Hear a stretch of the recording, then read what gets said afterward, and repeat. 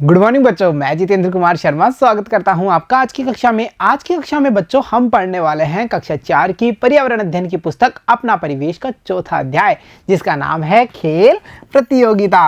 और प्यारे बच्चों, इस पाठ के 4 भागों का अध्ययन हम पिछली कक्षा में कर चुके हैं, जहां हमने ये समझ बना ली थी कि खेलों का आयोजन कैसे किया जाता है, खेल खेलने से पहले नियम क्यों बनाए जाते हैं, खेलों में दल का निर्माण कैसे किया जाएगा, हार जीत का फैसला कैसे किया जाता है, इन खेलों को खेलने के लिए हमें कौन कौन से स्थानों की आवश्यकता होती है, यानी अलग अलग जगहों पर खेले जाने के कारण इन खेलों का जो वर्गीकरण है, जैसे इंडोर गेम, आउटडोर गेम, उसको भी हम समझ चुके हैं बच्चों। जब बच्चों हमने अध्याय से इतना सारा ज्ञान प्राप्त कर लिया, तो क्यों ना इस पाठ पर आधारित जो हमारे अभ्यास प्रश्न हैं उनका भी अभ्यास कर लिया जाए। तो चलो बच्चों शुरू करते हैं हमारे अभ्यास प्रश्न। और अभ्यास प्रश्नों में हमारा पहला प्रश्न है, देखिए, खो खो खेल में कितने खिलाड़ी होते हैं। बच्चों, खो खो खेल 2 दलों के माध्यम से खेला जाता है, जाना था ना हमने, और इस पर चर्चा ये भी की थी। तो हमें यहाँ बताना है कि इसके प्रत्येक दल में कितने कितने खिलाड़ी होंगे। तो हम कह सकते हैं कि खो खो खेल में 9 खिलाड़ी होते हैं, यानी प्रत्येक दल में 9 खिलाड़ी खेलते हैं। यहाँ हमने चर्चा की खो खो के खेल को खेलने के लिए हमें कितने खिलाड़ी चाहिए उसके बारे में। तो चलो अब चलते हैं अगले प्रश्न पे। और हमारा अगला प्रश्न है, खो खो खेल का मैदान कितना लंबा और चौड़ा होता है। यानी हमें यह बताना है खो खो खेल को खेलने के लिए जिस मैदान की हमें आवश्यकता होगी उसकी लंबाई कितनी होगी, उसकी चौड़ाई कितनी होगी। तो बच्चों हम कह सकते हैं कि जो खो खो खेल का मैदान है वो 29 मीटर लंबा तथा 16 मीटर चौड़ा होता है, यानी यह लंबाई और चौड़ाई है खो खो खेल के मैदान की। बच्चों हमने ये जाना था कि कुछ खेल ऐसे होते हैं जो विशेष सामग्री की सहायता से खेले जाते हैं।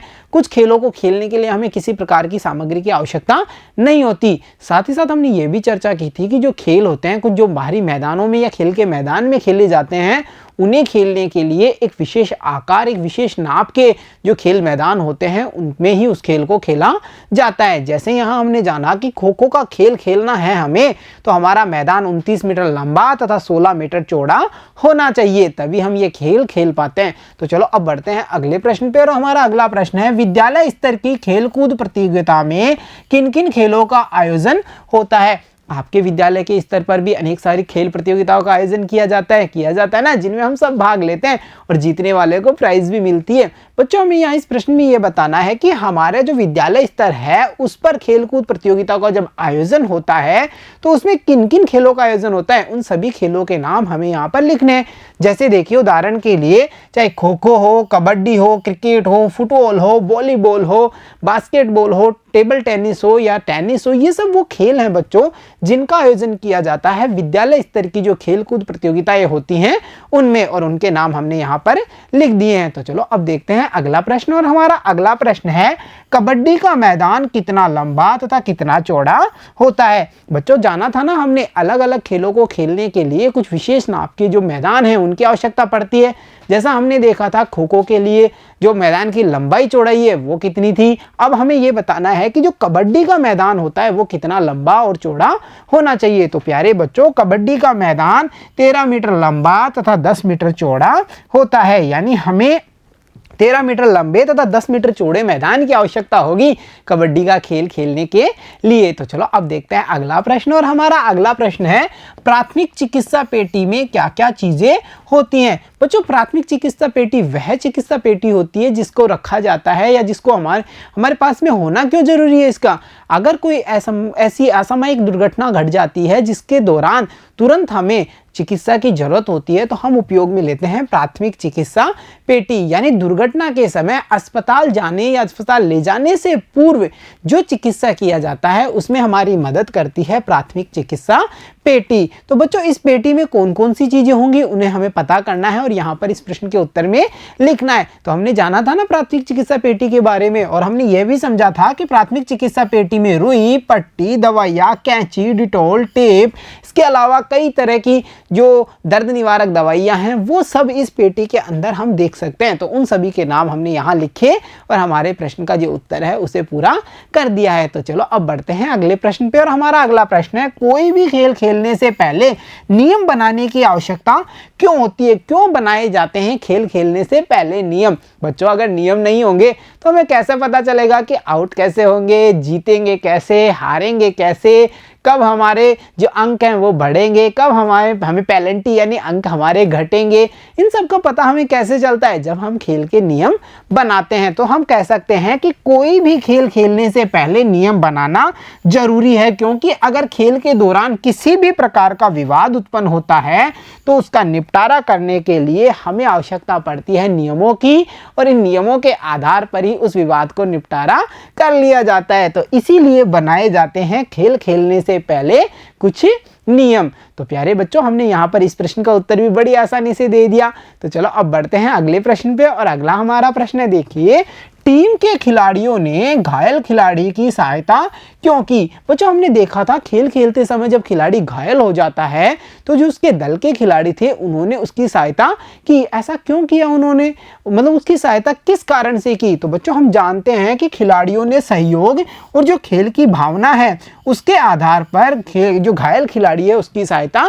की, और इसीलिए तो खेल खेले जाते हैं ताकि हमारे अंदर सहयोग की भावना विकसित हो, हमें एक दूसरे का सहयोग करना है ऐसी बात हमें समझ आए, साथ ही साथ जो खेल की भावना है उसका विकास भी हमारे अंदर हो, इसीलिए खेले जाते हैं। और इन सब भावनाओं के कारण ही जो टीम के खिलाड़ी थे उन्होंने घायल खिलाड़ी की मदद की थी। तो यहाँ पर हमने इस प्रश्न का उत्तर दिया। तो चलो अब देखते हैं अगला प्रश्न, और हमारा अगला प्रश्न है, जो टीम सामने खेल रही थी उसके खिलाड़ियों ने घायल खिलाड़ी को दवा क्यों लगाई? भाई, हमें ये बात तो समझ में आई कि टीम के खिलाड़ी अपनी टीम के घायल खिलाड़ी की मदद के लिए आगे आते हैं, परंतु जहां उनकी विपक्षी टीम थी उसके खिलाड़ियों ने भी उस घायल खिलाड़ी को दवाई क्यों लगाई थी ना? हमने देखा था जब प्राथमिक चिकित्सा पेटी लेने गए थे उससे पहले ही जो विपक्षी दल थे उसके एक खिलाड़ी ने अपने बैग से दवाई निकाल करके घायल खिलाड़ी के चोट पर लगा दी थी। ऐसा क्यों किया गया बच्चों? तो हम जानते हैं बच्चों, जो टीम सामने खेल रही थी उसके खिलाड़ियों ने खेल भावना के कारण घायल खिलाड़ी को दवा लगाई। यानी खेल खेले जाते हैं मनोरंजन के लिए, खेलों में आपसी प्रेम सद्भाव होना चाहिए, सहयोग की भावना होनी चाहिए, ना कि खेलों को किसी आपसी द्वेष आदि को बढ़ाने के लिए खेला जाता है। जाना था ना हमने, इसीलिए इसी भावना के आधार पर यानी जो खेल भावना है उसके कारण जो सामने टीम खेल रही थी उसने भी घायल खिलाड़ी के दवा लगाई। तो चलो अब देखते हैं अगला प्रश्न, और हमारा अगला प्रश्न है, आपके किसी साथी को कष्ट हो तो आप क्या करेंगे? जाहिर सी बात है, अगर हमारे किसी साथी को कष्ट होता है तो हम उसकी यथासंभव जितना हम कर सकते हैं उतनी अधिक मदद करेंगे। तो हम लिख सकते हैं, हमारे किसी साथी को कष्ट हो तो हम उसकी मदद करेंगे। तो चलो देखते हैं अगला प्रश्न, और हमारा अगला प्रश्न है, खिलाड़ियों ने सांस्कृतिक कार्यक्रम एक साथ क्यों रखा? अलग अलग दलों के खिलाड़ियों ने शाम के समय एक सांस्कृतिक कार्यक्रम का आयोजन रखा और उसे उन सभी खिलाड़ियों ने मिलकर आयोजित किया। ऐसा क्यों किया उन्होंने एक साथ ही कार्यक्रम क्यों रखा? तो बच्चों, हम कह सकते हैं कि खिलाड़ियों ने एक दूसरे का सहयोग करते हुए खेल भावना के कारण एक साथ मनोरंजन हेतु सांस्कृतिक कार्यक्रम एक साथ रखा। यानी कि वो चाहते थे कि हम सब मिलेंगे तो हम में आपस में सहयोग की भावना विकसित होगी, खेल की भावना विकसित होगी, साथ ही साथ इतने सारे बच्चे जब इकट्ठा होकर के कोई कार्यक्रम करेंगे तो कितना मजा आएगा, कितना मनोरंजन होगा। इन सब बातों को ध्यान में रख करके ही खिलाड़ियों ने जो सांस्कृतिक कार्यक्रम था उसका आयोजन एक साथ रखा था। तो चलो अब बढ़ते हैं अगले प्रश्न पे, और हमारा अगला प्रश्न है, सांस्कृतिक कार्यक्रम करने की योजना कैसे बनाते हैं? कैसे बनाई जाती है ये योजना कि सांस्कृतिक कार्यक्रमों का आयोजन कैसे किया जाएगा, इसके लिए हमें क्या क्या तैयारी करनी है, कैसे बनाई जाती है? बच्चों, हम जानते हैं कि सभी विद्यार्थी मिलकर परस्पर यह तय करते हैं कि कौन कौन से कार्यक्रम किए जाएंगे, उनमें कौन कौन विद्यार्थी भाग लेंगे, उनका क्रम क्या होगा, कि नाटक पहले आएगा, कि इस व्यक्ति का गीत पहले आएगा, कि ये सब सामूहिक गान पहले करेंगे, उनका क्या क्रम होगा उसको निर्धारित करते हैं। इस प्रकार से बच्चों जो सांस्कृतिक कार्यक्रम है उसकी योजना बनाई जाती है। तो हमने यहाँ जाना सांस्कृतिक कार्यक्रम करने की जो योजना है उसको कैसे बनाया जाता है। तो चलो अब देखते हैं अगला प्रश्न, और हमारा अगला प्रश्न है, इनमें कौन कौन सी पूर्व तैयारी करते हैं? बच्चों, हमने ये तो जान लिया कि सांस्कृतिक कार्यक्रम की योजना कैसे बनाते हैं। अब इसकी पूर्व तैयारी कैसे की जाएगी? हम समझते हैं इसके लिए पहले तो स्थान को चुना जाएगा, फिर वहां पर उसकी साफ सफाई का कार्य किया जाएगा, सजावट का कार्य किया जाएगा, साथ ही साथ देखिए कि यह भी तय किया जाता है कि कौन विद्यार्थी किस किस कार्यक्रम में भाग लेंगे। इसके बाद उन कार्यक्रमों को वे विद्यार्थी पूर्व अभ्यास भी उन कार्यक्रमों का करते हैं। यानी कि इनसे पहले ये तैयारी की जाती है कि कैसी परफॉर्मेंस होगी, कौन विद्यार्थी किस कार्यक्रम में भाग लेगा, और इन सब कार्यक्रमों को प्रस्तुत करने से पहले इनका पूर्व अभ्यास भी किया जाता है। तो ये सब वो पूर्व तैयारी हैं जो सांस्कृतिक कार्यक्रम से पहले की जाती हैं। तो चलो अब देखते हैं अगला प्रश्न, और हमारा अगला प्रश्न है, आरिफ को बहुत अच्छा क्यों लगा? जब घायल खिलाड़ी के पास में आरिफ जाता है तो उसे अच्छा क्यों लगा? क्योंकि जब घायल खिलाड़ी ने उसको ये बताया कि सभी खिलाड़ी मिलकर के खाना बनाते हैं, साथ साथ रहते हैं, तो ये बात सुनकर के आरिफ को बहुत ही अच्छा लगा कि अरे कितनी अच्छी बात है, सब कितने प्रेम से रहते हैं, ना कोई जाति पाति का इनमें बंधन है, छोटे बड़े का कोई भेदभाव नहीं, और खिलाड़ी तो मिलकर के अपना सारा काम खुद ही करते हैं। यह बात जान करके आरिफ को बहुत ही अच्छा लगा था। तो चलो देखते हैं अगला प्रश्न, और हमारा अगला प्रश्न है, आप यदि किसी खेल प्रतियोगिता में जाएं तो आप कौन कौन से कार्यक्रम या काम करेंगे? बच्चों, हम किसी खेल प्रतियोगिता में जाएंगे तो जैसे रूम की सफाई करना होता है, या फिर खाना बनाने में मदद करना, या खिलाड़ियों के द्वारा जो भी कार्य किए जाएंगे उनमें हम हमारी इच्छा शक्ति के अनुसार मदद करेंगे। जैसे कि देखिए, यदि मैं किसी खेल प्रतियोगिता में जाऊंगा तो सभी साथियों के साथ मिलकर के खाना बनाना, कमरे की सफाई करना, पानी लाना, खाना परोसना, सामान व्यवस्थित करना आदि कार्यों में बिना किसी भेदभाव के मैं सबकी मदद भी करूंगा, और मेरी जो क्षमता होगी, मेरी शक्ति होगी, उसके अनुसार ये कार्य मैं स्वयं भी करूंगा। तो यहाँ मैंने जाना कि कैसे हम सब अपने जो कार्य हैं उनको बिना किसी की मदद से कर सकते हैं, बिना भेदभाव के कर सकते हैं, उन सब के बारे में हमने यहाँ पे लिखा है। तो चलो अब बढ़ते हैं हमारे अगले प्रश्न पे, और हमारा अगला प्रश्न है, देखिए, खेल प्रतियोगिताओं की तैयारी हेतु शिक्षक और बच्चों ने मिलकर क्या क्या तैयारियां की? जब प्रधानाध्यापक ने शिक्षकों की मीटिंग ली और बताया कि खेल प्रतियोगिता का यानी पंचायत स्तर की खेल प्रतियोगिता का आयोजन हमारे विद्यालय में होगा, पूरे पंचायत के अनेक विद्यालयों से हमारे विद्यालय में टीमें आएंगी, इसके लिए शिक्षकों का चयन किया गया, और शिक्षकों ने बच्चों के साथ मिलकर के दल बनाए, और उन्होंने खेल से पहले यानी इस प्रतियोगिता से पहले काफ़ी सारी तैयारी की थी।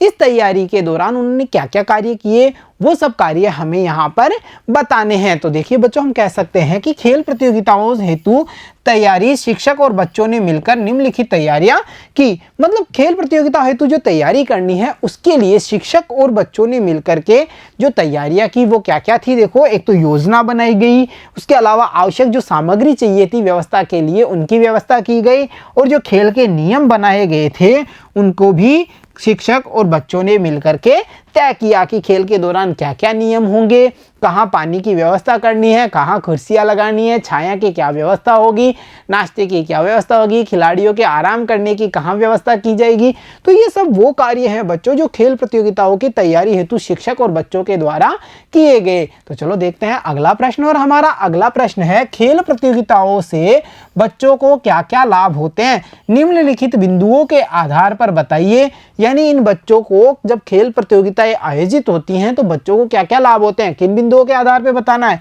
खेल कुशलता, स्वास्थ्य, सहयोग और सांस्कृतिक कार्यक्रम हेतु ज्ञान। तो बच्चों हम कह सकते हैं इन बिंदुओं के आधार पर अनेक सारे लाभ बच्चों को होते हैं। जैसे कि देखिए, खेल कुशलता को अगर हम देखें तो खेल प्रतियोगिताओं से पूर्व खेल की पूर्व तैयारी की जाती है। इस हेतु खिलाड़ी निरंतर अभ्यास करते हैं और खेलों के दौरान परस्पर प्रतिस्पर्धा होती है। इन सबसे बच्चों में खेल को खेलने की कुशलता आती है, वो अपना सर्वश्रेष्ठ प्रदर्शन देते हैं और वो खेल को खेलने में कुशल बन जाते हैं।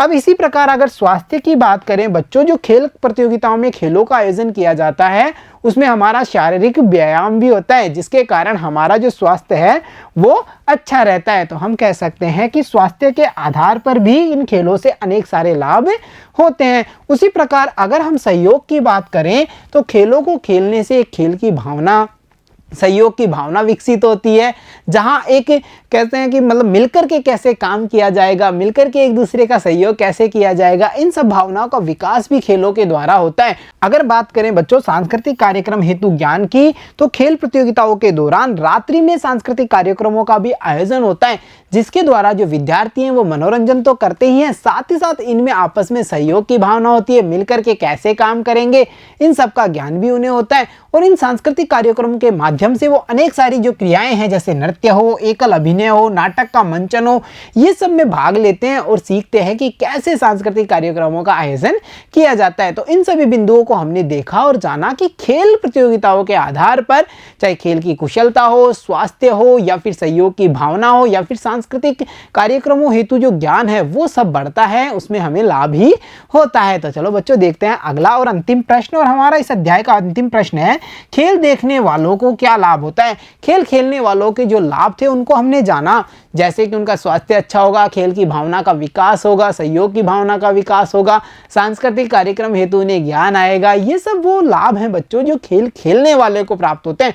परंतु जो खेल देखता है उसे क्या लाभ मिलता है? पहली बात तो यह है कि उसका मनोरंजन होता है, खेलों से मनोरंजन होता है ना। और साथ ही साथ हम ये भी समझते हैं कि जो खिलाड़ियों की सहयोग की भावना है उसको देख करके जो खेल को देखने वाले हैं उनमें भी सहयोग की भावना का विकास होता है। तो देखा प्यारे बच्चों, खेल प्रतियोगिता नामक अध्याय पर आधारित हमारे सभी अभ्यास प्रश्नों का अभ्यास हम कर लिया है हमने, और हमने ये समझ बना ली कि कैसे खेलों के माध्यम से इतने सारे लाभ हमें प्राप्त होते हैं। तो प्यारे बच्चों, आज की कक्षा में इतना ही, मिलता हूं आपसे अगली कक्षा में, तब तक के लिए धन्यवाद बच्चों।